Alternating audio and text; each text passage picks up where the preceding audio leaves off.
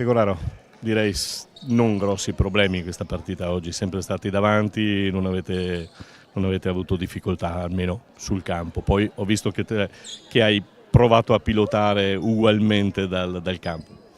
Sì, è chiaro che sapevamo che sulla carta eravamo meglio e sapevamo anche che loro non mollano e sono una squadra con degli attributi, l'hanno fatto vedere con Vicenza, l'hanno fatto vedere a Cagliari e l'hanno fatto vedere anche stasera quando è uscito l'allenatore.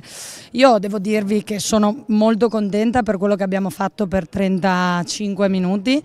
Sono molto arrabbiata per la risposta che poi abbiamo avuto dalla panchina, nel senso che le mie giocatrici sanno che io non faccio beneficenza, cioè va in campo chi deve giocare.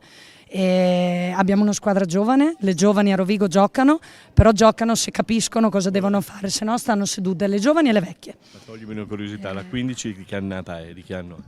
Non so chi sia la 15, la 11. No, la ragazza di colore. La 15 è 2009 e anche la 11 Stavrov è 2009. Ma sono ragazze giovani, bisogna avere pazienza e bisogna avere la voglia di avere pazienza, e noi ce l'abbiamo, io ce l'ho e la società ce l'ha. Però non possiamo andare in campo con superficialità, cioè se sbagliamo una cosa di esperienza va bene, se sbagliamo una cosa di pigrizia perché non usciamo su un tiro o non facciamo un cambio aggressivo non va bene.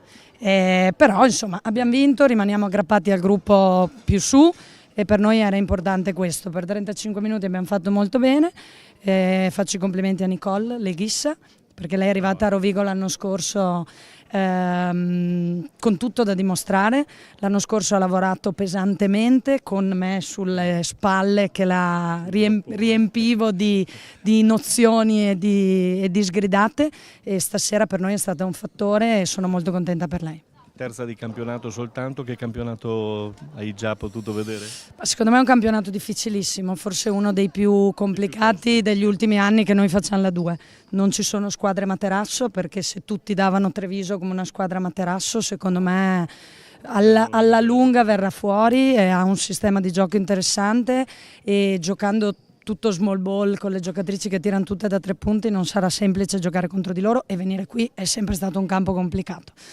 E quindi sarà un campionato impegnativo, la formula è un disastro e quindi tutti vorranno arrivare nelle prime 8 per non entrare nei play-out, e quindi sarà complicato.